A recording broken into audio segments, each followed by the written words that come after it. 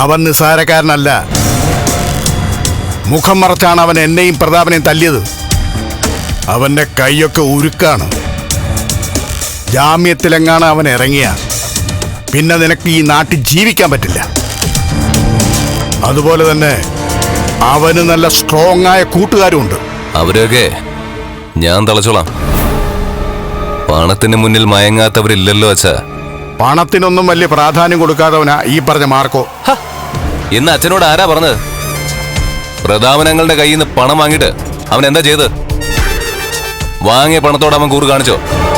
ആ പണം പ്രതാപന് നഷ്ടമായി. നല്ലൊരു ഗുണ്ട ഒരിക്കലും അത് ചെയ്യില്ല. വാങ്ങിയ പണത്തോട് അവൻ ഉറപ്പായിട്ട് നന്ദി കാണിച്ചിരിക്കും. അതുകൊണ്ടാ ഞാനിപ്പോ അവനെ ചതിപ്പെടുത്തിയത്. നീ സൂക്ഷിക്കണമെന്നേ ഞാൻ പറഞ്ഞുള്ളൂ.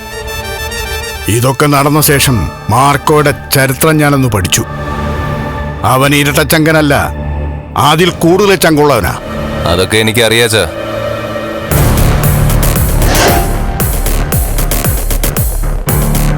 അവനെക്കുറിച്ച് ഞാൻ അറിഞ്ഞുകൊണ്ടിരിക്കുക.